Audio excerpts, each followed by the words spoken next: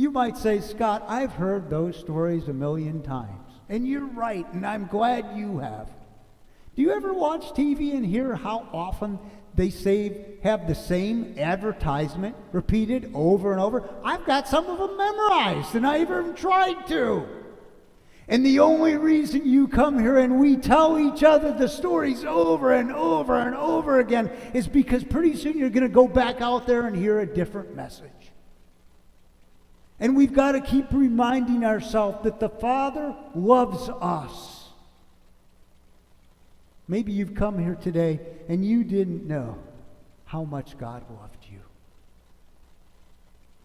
Or maybe you've been coming forever and you've kind of fallen back into a confused way of thinking, which I think is pretty normal. In fact, it's so normal, Paul had to correct the Christians in Galatia. Do you remember what he said? Galatians chapter 3, verses 1 and 3. I'm going to skip 2. I hope you don't mind.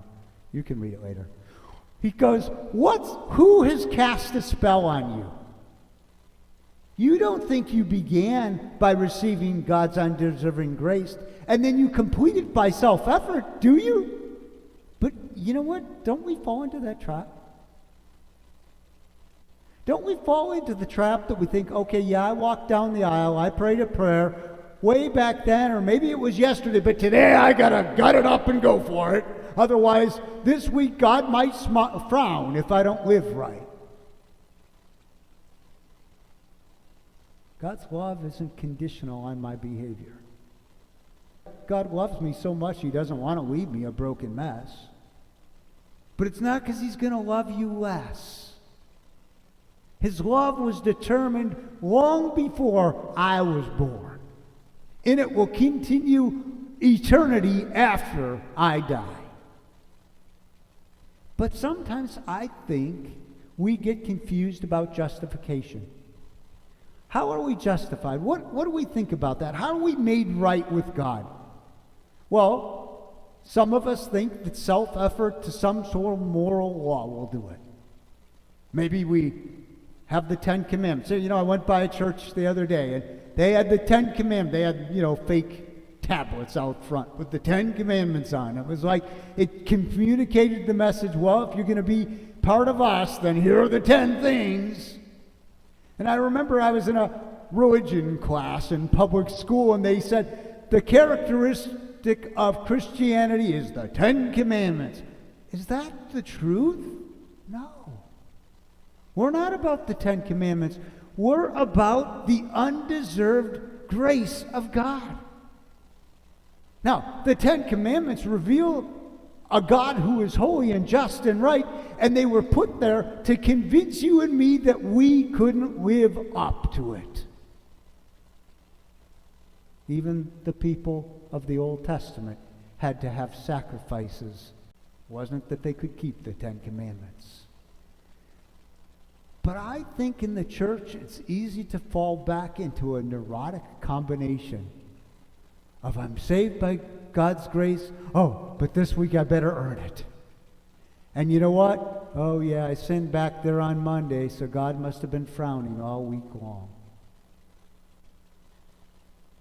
And I certainly am not going to come to church and let my friends know that I'm still broken. So I'm going to put on my behavior that makes it look like it's all good, when really some days I don't feel like it's all good because I've forgotten that God loves me just as I am. You see, the good news parables were always spoken to the critics who said it can't be that good. You got to do something to earn it. But it's not. So, my dear friends,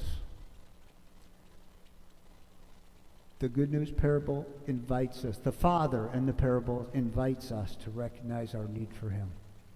I will always need him. There isn't a day, there isn't a week that Scott Henney could deserve God's favor. I am confident And I will go to my death with the faith and the hope and the confidence that Jesus paid my way. You know, when I get to the gate and St. Peter going to meet us at the gate, whoever said that anyway. But if he does, and he's going to say, why should I let you? And I'm going to say, because Jesus bought my ticket. That's why.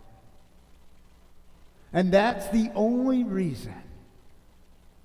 God's undeserved, boundless goodness, grace, mercy, and love. Have you trusted that? I hope so. Father invites us to recognize his need and to trust his grace. Live every day trusting his grace.